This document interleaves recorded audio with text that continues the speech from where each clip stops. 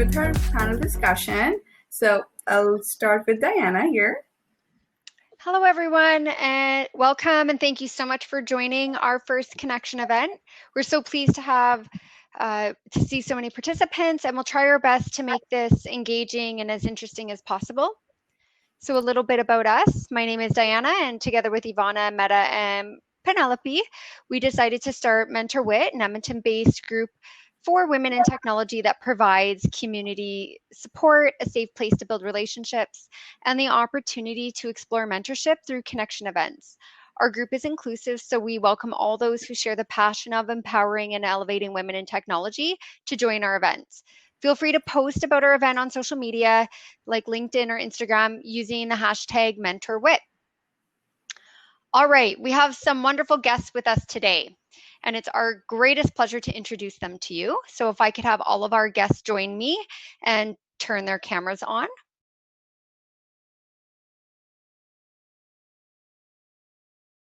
Excellent. So I will do a quick introduction of all of our panelists, and then we'll get right into it. First, we have Zainul, who is Zainul Mawji, is a fearless and determined leader who leverages her tenacity, passion, and keen understanding of the industry to lead winning teams at TELUS.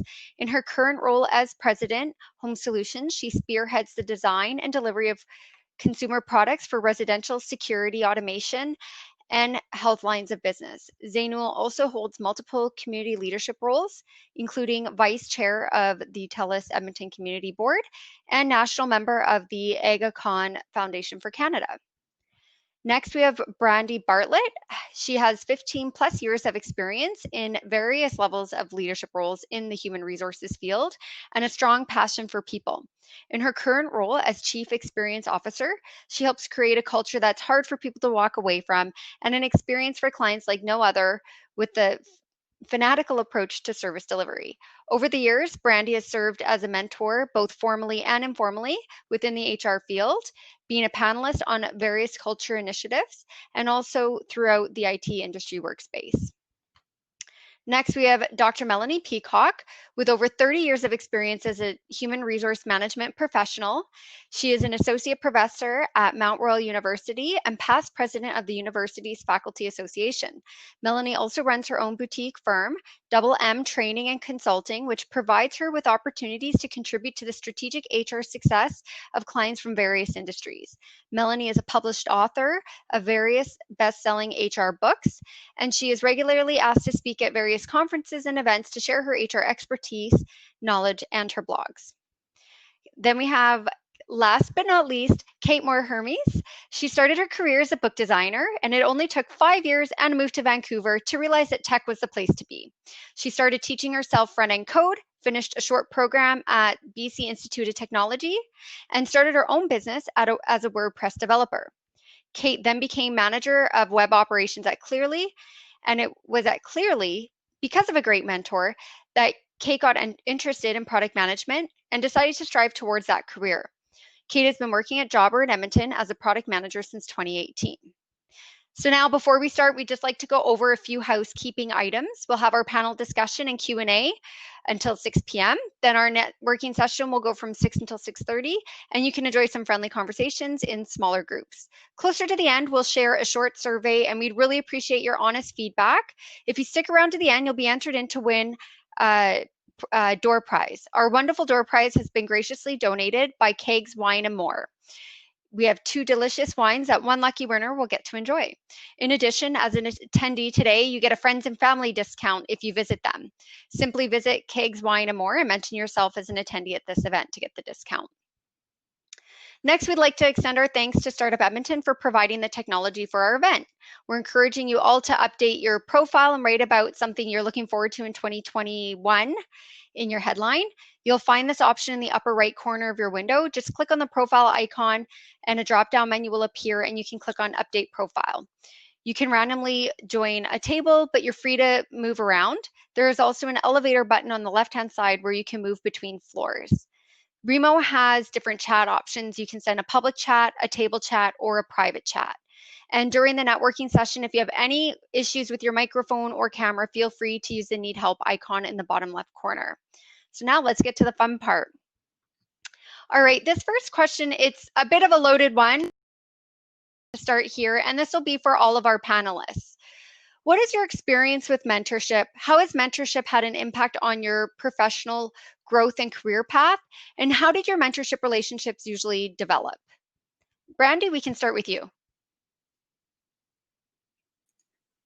Well, I've had both formal and informal. I would say the informal relationship or mentor-mentee relationship worked best for me, and that usually developed out of meeting people just like this, in career fairs, in places like I'd attend like an event, I get to know someone, and then we connected, and that would develop in that way.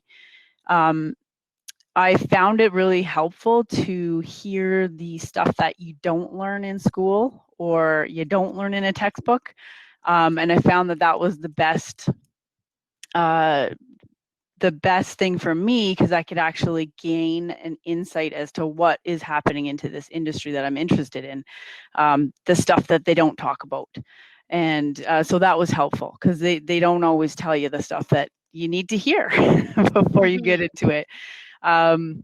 My most challenging moment in my career would probably be early on in my career. I was put into a leadership role, and I had to manage people that could be my dad. And so that was challenging. I had to overcome that, and but you just do it, and you had to give kudos to the people that you put you in that role, and lean on that confidence, because obviously you were there for a reason. So then you could move forward with it. That's excellent advice. Thank you. And Kate, what's your experience with mentorship? And also, if you have any success stories to share, or if you want to share what your biggest challenge was for you to overcome in your career, that would be great too. Yeah, I've had various different mentors in my career. I think, like Brandi said, one of the keys to mentorship is realizing that, the formal and informal, just keeping in touch, even people you don't know on social media and YouTube can kind of be mentors in a way. For me, I agree. I've mostly thrived under informal mentor relationships, and that can include past bosses and colleagues and so on. The biggest challenge for me in my career was figuring out what I wanted to do when I grew up.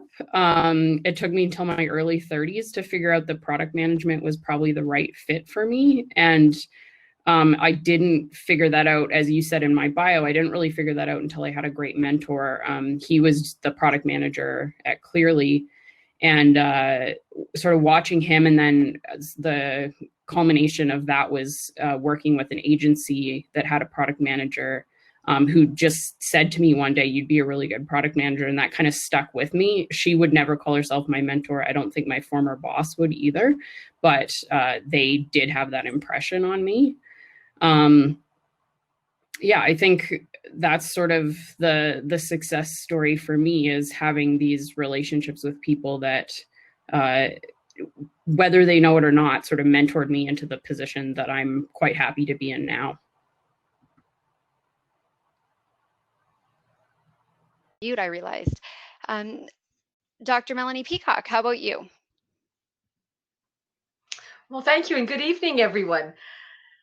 So mentorship, has Diana said, a lot of loaded question, a big question to start with, but as you'll find it interesting as an educator, I'm going to fully agree with Brandi. We don't teach you everything in school. Mea culpa. We just can't, right? We don't know every industry experience. I know when I started off early in my career, I used to say that all the time. Wow, no one prepared me for this.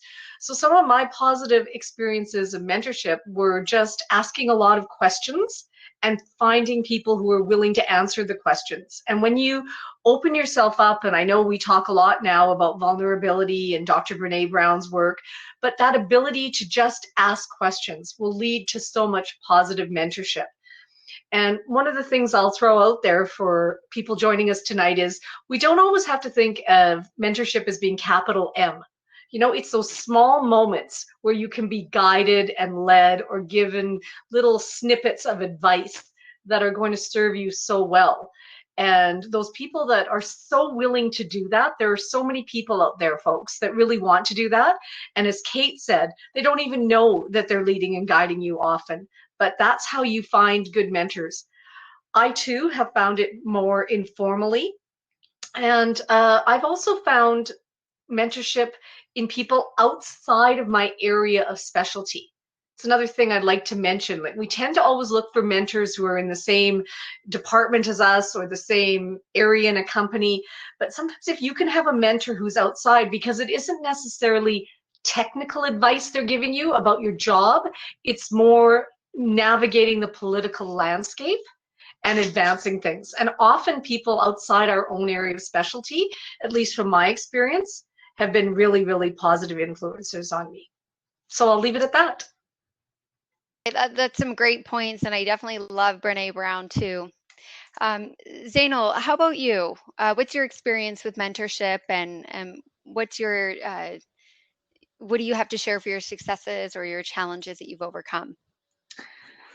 Thanks so much. It's great to be here. So I would say that outside of my family, of course, who has been so instrumental and supportive in my career, I think that there's really two sort of groups of people that I have tried to cultivate relationships with. So I think rather than mentors per se, I've really looked for champions and advocates. And then on the flip side, I've also looked for confidants, and they're different a little bit in the sense that a champion or an advocate is someone who's actually going to take some risks on you. And how do you cultivate a relationship like that? Well, you ensure that you're trusted, you support that individual in their objectives, you demonstrate capability and capacity, and you demonstrate that you can deliver. And so, you know, once you do those things, you can absolutely create champions. And the more champions you have, the more effective they are in helping promote and drive you in terms of the direction that you want to go in. I think the other side of it is having confidants. So these are people you can trust in a safe space to share different challenges or different career obstacles that you might be facing, or business obstacles that you might be facing.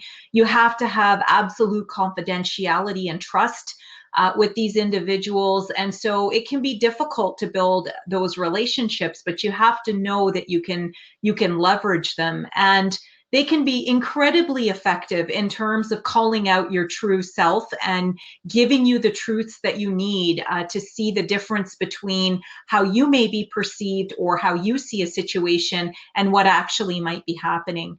I think if I look back on a point in my career specifically, and I've been with TELUS for 19 years and done all sorts of different roles across the company, I think when I wanted to make a major change between being in a back office function, navigating programs, and ensuring that I supported, strategy and transformation and other initiatives, to leading a business at TELUS, that was a very significant transition, and it didn't happen right away. I really had to work through, how I could leverage the skills that I had brought to bear at that point, and then think about how to take those into a new area of accountability and responsibility and build that trust in those champions and advocates over time. So I think those are the two areas that I would really recommend you think about as you're building the relationships you have in your career. That's great. And that leads into my next question. Melanie, I'd love to hear your take on what is your most important advice to protege and mentors to make the most out of their relationship? I always encourage people to be very transparent about their expectations. And you really are, it sounds a little formal, and even in these informal relationships, you have to have some type of contract. Like, what is it that you expect from the mentor, and what do they expect from the protege? So even when I've had informal mentors, I will say to someone, for example, I really value being able to call on you and seek your advice. Now, I hope I'm not taking up too much of your time. How often can I call on you? How should I reach out to you? Set those expectations. It's politeness, but it's also transparent communication. And the protege should always ask, and what can I give back to this relationship? How can I assist you? I'd like to view this as a partnership, and I'd like to give back. So having that, and I'm going to use, air quotes here, the contract, and it sounds, why would you have a contract in an informal relationship? But we all know this, even from our interpersonal relationships, as they grow and develop, there is a contractual nature to them. And so to be aware of that, not to just take it as a given, and you have to put some work and effort into it. And as Zainul just said, you then have to honor your contract and your role in it, right? That's how you become trustworthy and you become a confidant, or somebody is willing to let them be your confidant. So transparent communication. Great, thanks. And Brandi, I know you had mentioned that you'd met a lot of your mentors through events like this.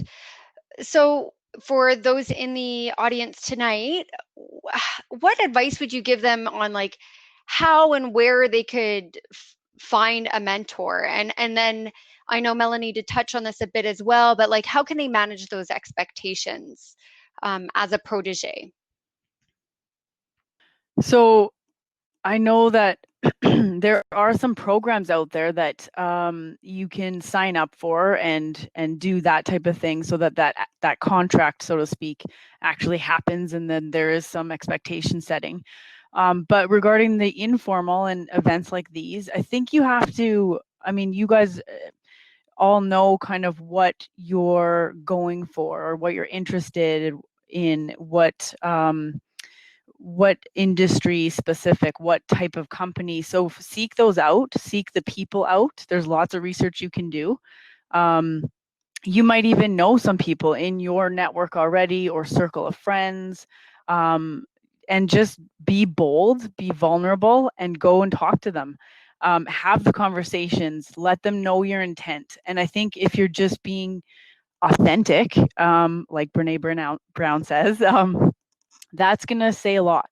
And there are a lot, like Melanie said, there's a lot of people out there who want to help, who want to cultivate great people and build people up and give back. So I think it's just about talking and being open and having those engaged conversations and being real, and being brave. Yeah, that's great. I think this would be, I'd love to hear everyone's take on this, because I think that this is really interesting, especially being that we have founded this group, mentorWIT. We know that typically women tend to be underrepresented in technology fields.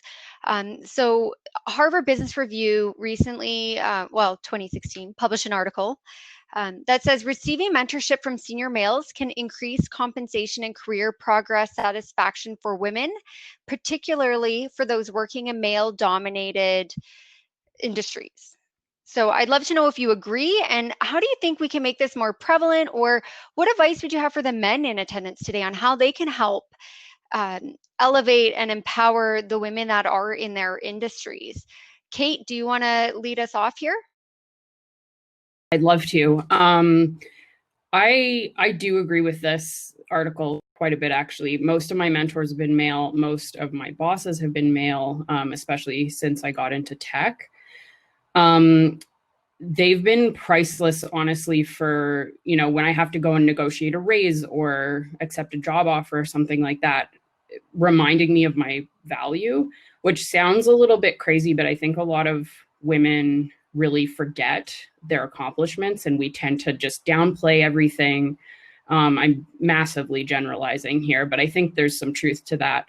And having those people who can build you up when you have to go into those sort of scary situations and really advocate for yourself is incredibly important. And I found that both the male and female mentors in my life, but particularly the male ones, are really quite good at that. I would argue that men have a big role to play in helping female identifying people reach higher heights. I think it's really important to be allies and to help with this situation if you really want to walk the walk. Some pretty easy, practical, simple things to do. It's sort of widely known that women tend to, sit back at the table at meetings quite often, get cut off. at meetings. This has happened to me all the time, and I've seen it, out in the world quite a lot. So one of the easiest things to do as an ally is to say, to use your voice and say, I'd like to hear what Jane thinks, or, Jane got cut off. What were you going to say? And then also making sure that you give credit where credit is due. If someone comes up with an idea, you make sure that you don't just have that idea sort of assimilate into the group and actually point it out once in a while that so-and-so came up with this idea. I think those are sort of the easiest, like you can do that tomorrow as an ally to help make mentorship for women and people who identify as women a lot more prevalent. Excellent points. And I love that those are really easy things that they could just go and do tomorrow. So that's awesome. Zainul, what are your thoughts around this article? I think from my perspective and what I've seen really be successful in the broader context in business and outside of business in the not-for-profit sector, or, when I've had exposure to government and other things, is ultimately creating a merit-based culture. And in order to have a merit-based culture, you have to have inclusiveness. And if you are not being inclusive, then you are actually harming your success. And so it's the individuals and leaders and people who believe that I believed and have seen be most successful. So from my perspective, it's not about men or women or people who identify with any gender or race or religion that are accountable for creating that culture. It's, do you want to be successful? And if you and the glory of the environment that we happen to live in here in Canada, in a merit-based economy and culture, in a multicultural environment, is that we do have a level of inclusiveness that doesn't exist in other countries. And we should thrive on that, and we should celebrate it, and we should leverage that to be more successful. And when people say the world needs more Canada, I think that's what they're really talking about. So I think we should be proud of the cultural principles that we have. We can't take them for granted, and we can't assume they exist. We have to call ourselves out on any biases that we have and we see as leaders, and we have to hold ourselves accountable for creating cultures of inclusiveness, because if we do, we will all benefit from that from a success standpoint.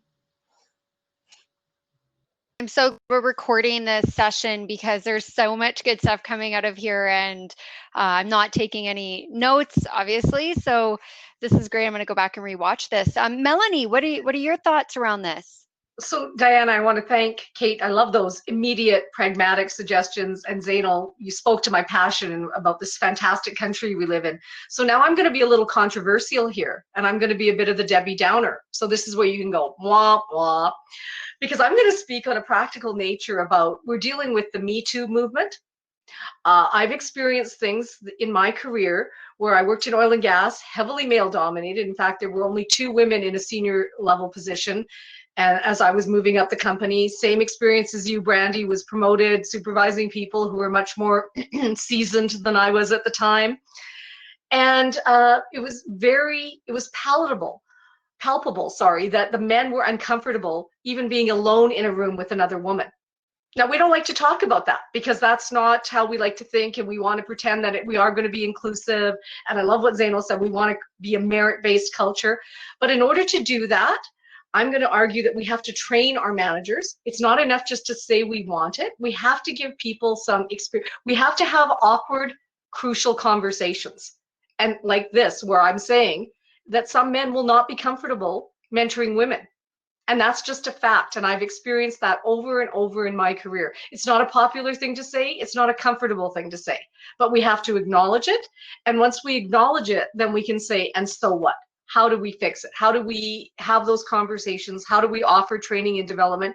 How do we offer merit, in other words, incentives, so that people do mentor regardless of gender identification, that people do even bother to mentor people? So a little bit of a different wrench. That's great. That's awesome. And Brandi, what are your thoughts around this? So I hated the question, to be honest. I hated this question, but then when you do read the article, it gets at a little bit more of a deeper sense of what it's saying. So I kind of agree with Zainul in that whether men or women, you got to find those champions or cheerleaders, if you will, who are going to help propel you forward at the right times. But it's actually in your work, in the things you do, that get you at the business table. So you need to do the work, and we can't be flying the flag of, oh, me too, and sorry, controversial, but you got to do the work if you want to be at the business table with the old boys club that there still exists in organizations. And I think that performance should dictate compensation and progression. But yes, we need to help train on that and start cultivating these chats and this type of conversation in workplaces, for sure. That's great. Such excellent points. Thank you, everyone. I think this is such an interesting topic. I could probably spend a whole hour talking about just this one question. But our next question, Zainul, I'd love to know, do you think formal mentorship has a different value than just encouraging people to go and ask and create their own informal relationships? I know a lot of people have mentioned it's the small interactions or the champions and people in your corner, but what do you think is the value of formal mentorship?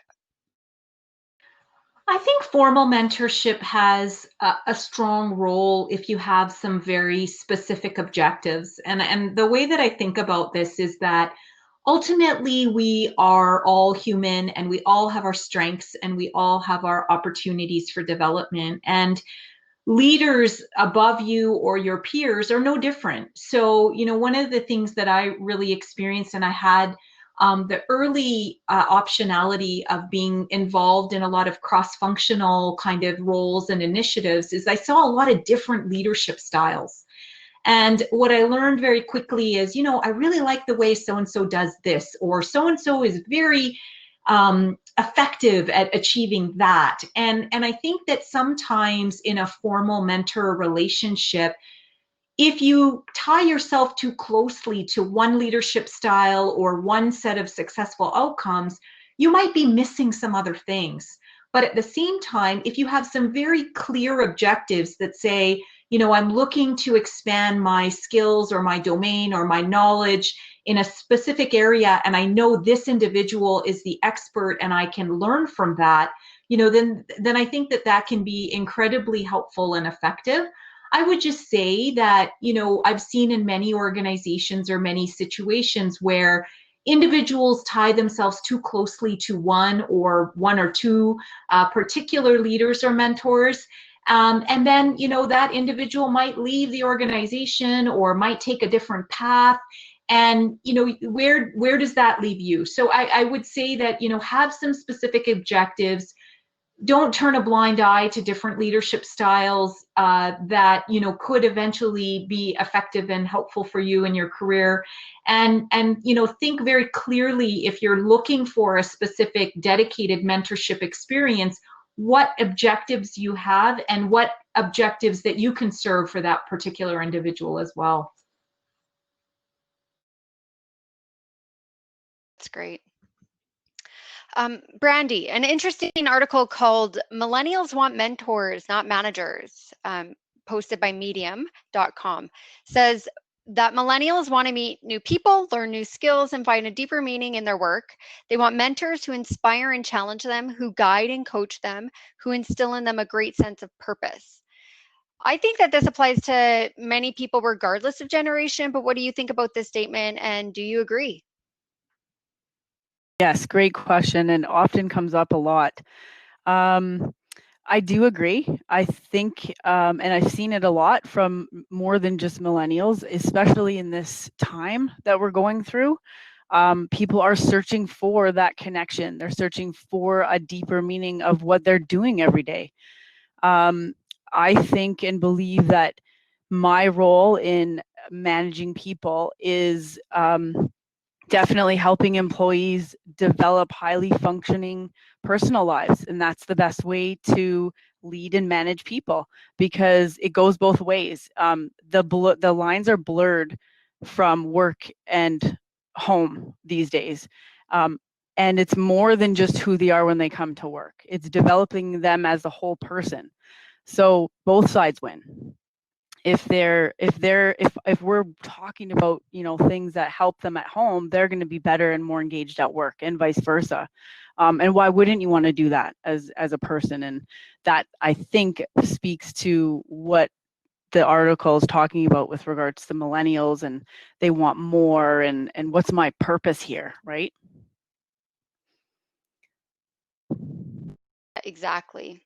Kate, what do you think about the article? Did you get a chance to read it? What are your thoughts on that? So I am technically an old millennial, and I do think that this very much applies. I would agree. I don't know that I'm going to say anything too different from what Brandi said, but I would agree that this applies to, I think, any generation for the most part. But I do think that millennials, and even pre-COVID, we're in this really kind of strange time where we're dealing with climate change and vast economic disparity, and I think our futures feel very, very, very uncertain in a way that my parents and grandparents maybe didn't. So I think the result of this is we do want guidance more than authority.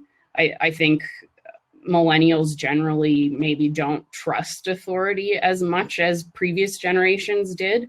And so instead we look for, guidance and examples of doing things. I think it's a little bit like parenting, right? You want to set an example for your kids rather than really tell them how to live their lives, or that's what I'm trying to do with my kid anyway.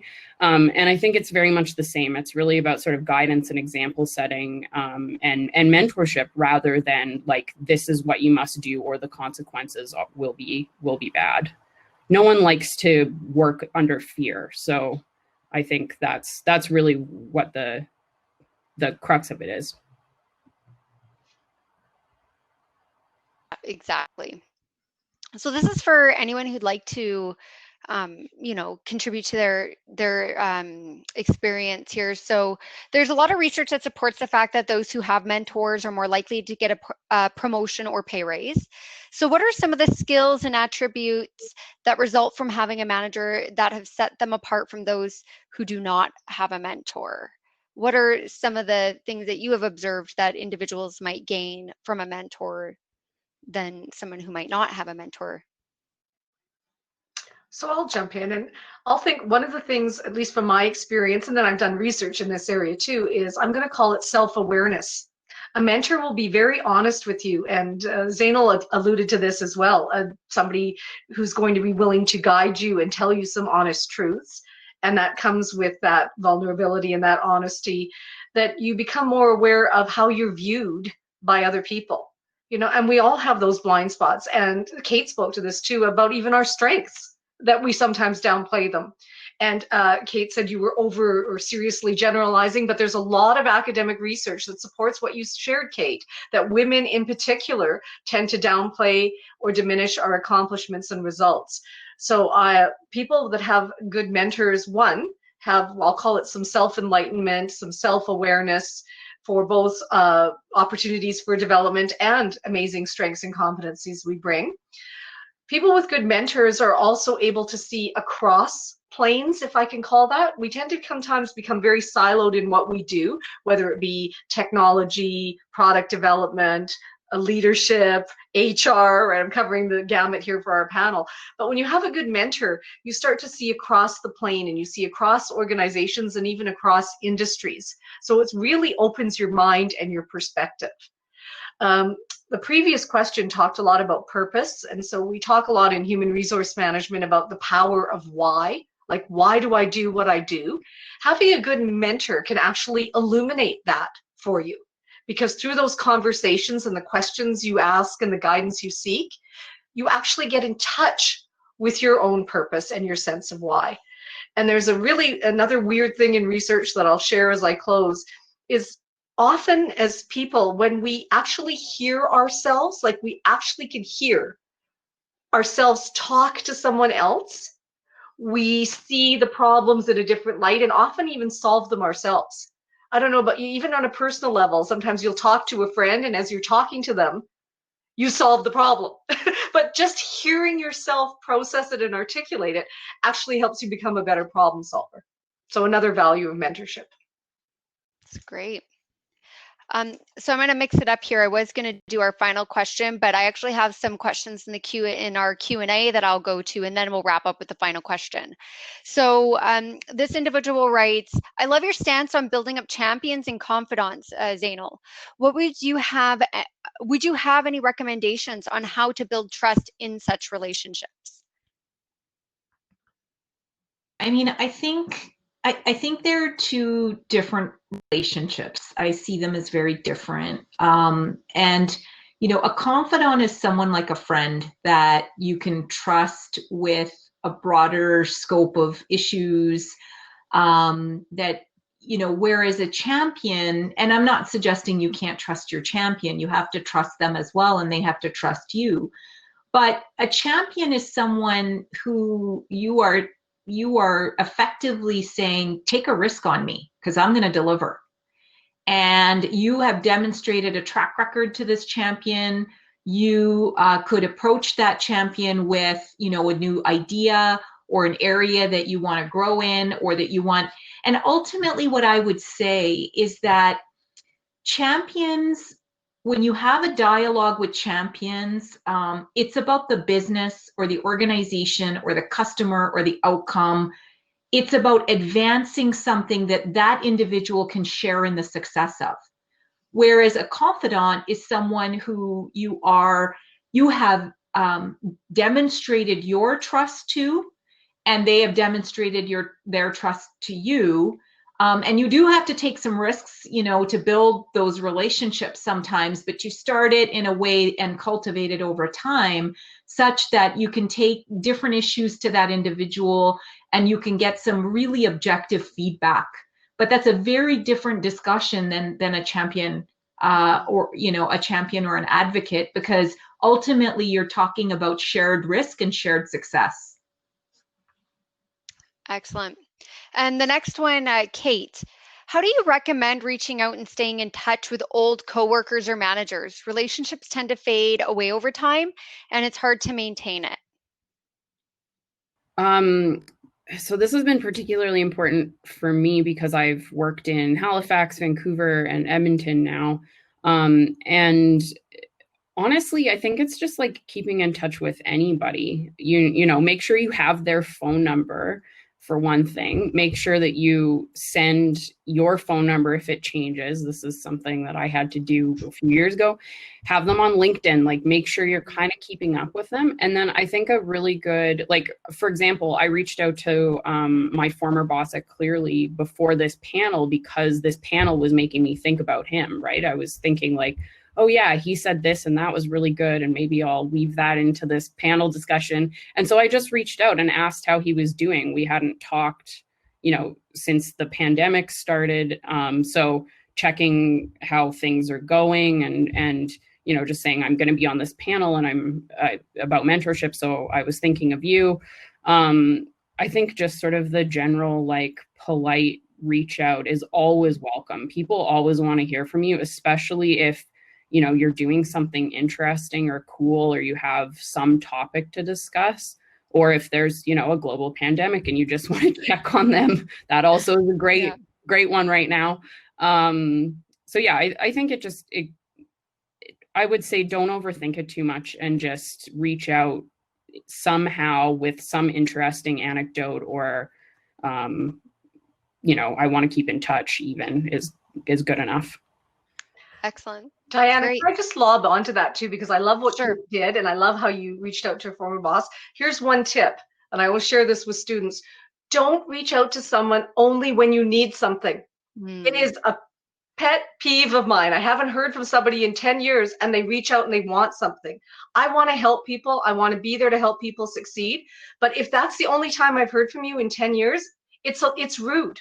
So it, like Kate said, don't overthink it. Just a simple hello, I was thinking of you, or reach out and say, I attended a mentorship panel and I thought of you and what you've done for me. Just wanted to say thank you. It doesn't, as long as it's genuine and authentic, it can be short and sweet.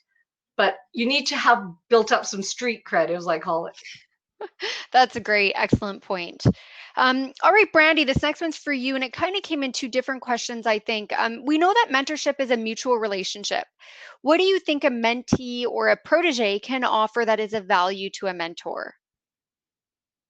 Oh, I think it's definitely a two-way street. And all of the mentorship relationships I've had, I learn from mentees, because we need to be open to learning what's up and coming and what's new. And we're not in the education space all the time as much as these mentees are, or fresh, if you will.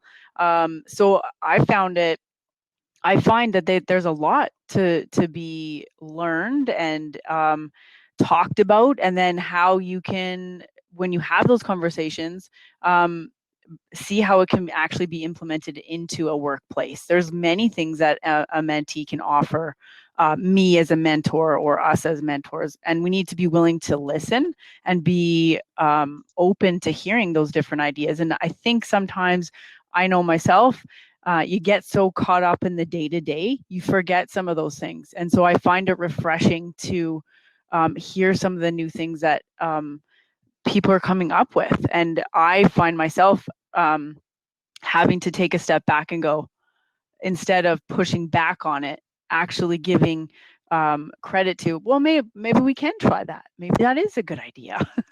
Let's see how we can make that work. So I think just being open and vulnerable and having those conversations without the fear that it's going to get shot down, because that's what this relationship's supposed to be about, right? Mm-hmm. Exactly. Yeah, that's great. And last one, I don't want to leave this one hanging in there. So this is the last one from the Q&A, and then we'll go to our final question of the night. Setting up contracts and boundaries in informal relationship is eye-opening. Melanie, would you have any process that we can use so that the conversation isn't so awkward? Yeah, I'm the one who suggested the process, and now I'm going to say, can you have an informal, formal process? I think it's as simple. I'm going to use Kate's great words. Don't overthink it. It's as simple as saying, I really get value out of speaking to you. How can I respect your time? And what kind of things can I turn to you for advice? And what can I bring to this relationship to help you? And just open it up there. And then it'll sort of evolve. It'll just be a natural, iterative stage of how the contract or the obligations evolve. So you don't have to overthink it. I would advise against pulling out a piece of paper and asking them to sign 3 times. So that's not what I'm talking about. But yeah, it really does. When you open yourself up with those general questions, think about like an interview. You start with a big general question and then you start to narrow down. The conversation will funnel down naturally. And if it doesn't, then that's not the mentor for you. There's one way to test it. That's excellent advice. All right, last question of the night. What's the most important piece of advice you would like to leave everyone here with today as a key takeaway?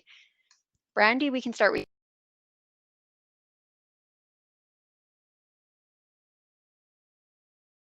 You're on mute.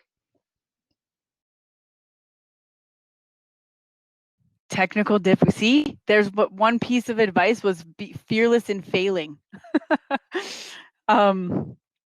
So yeah, I would say that. I would say you're gonna fail, but keep going. And I feel like, as one of my favorite thought leaders, John Maxwell, says, the distance between where you are now and where you want to be is measured by the changes that you're willing to make in your life. And it's the old adage of, if you're interested in something, you'll do what's convenient.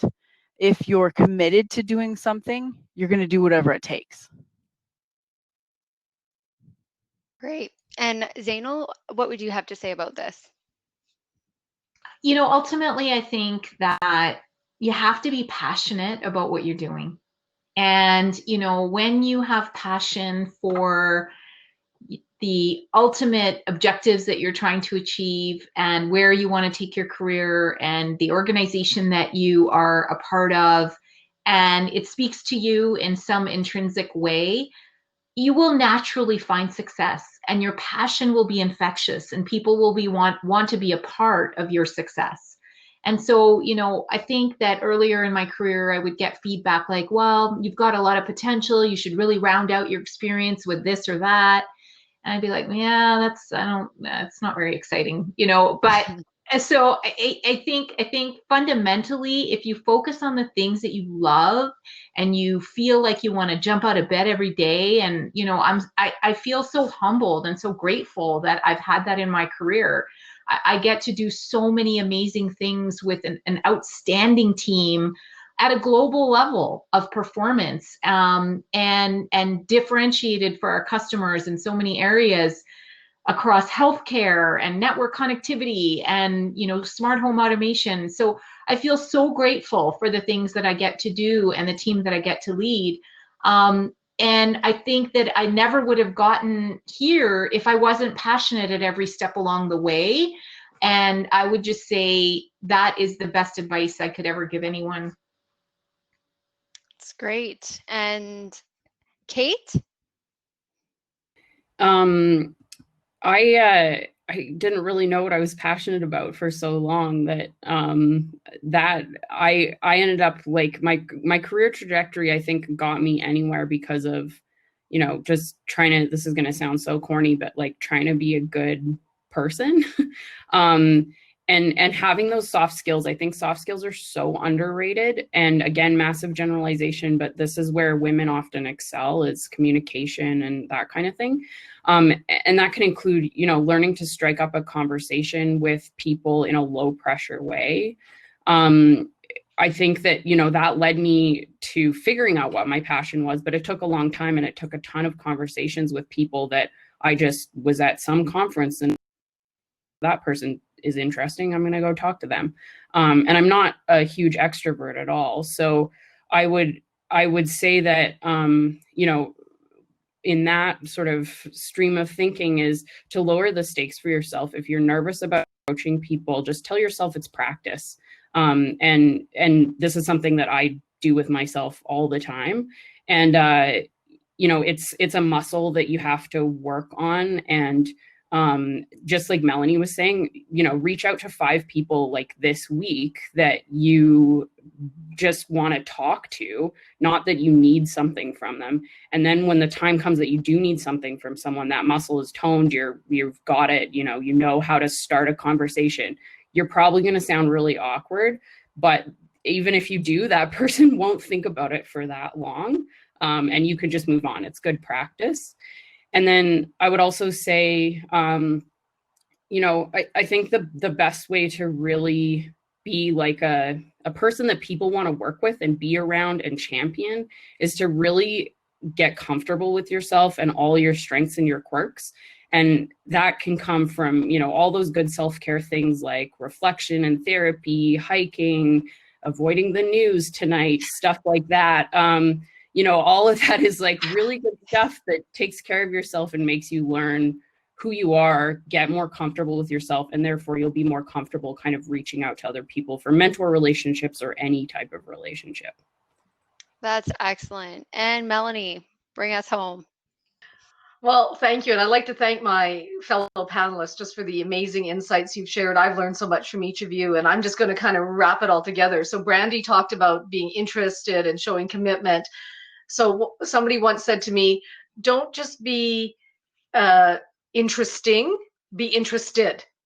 Right? So instead of always, and this speaks to being extroverted versus introverted, and if you're really interested in people, whether you're an introvert or an extrovert, that will come through.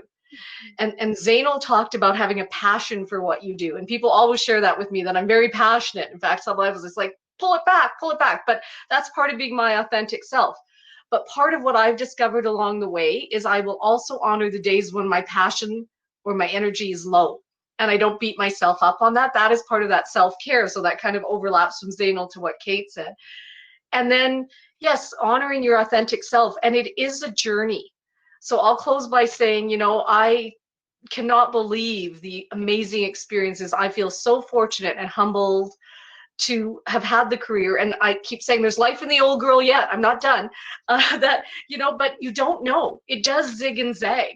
Your life isn't going to be, so you can develop new passions, and you have to be open. And meeting new people will open those opportunities to you. And it doesn't have to be, if you're too scared to go and talk to someone, I get it. Apparently I'm scary. That you can send them an email or whatever. There's other ways to connect with people, or go with another person.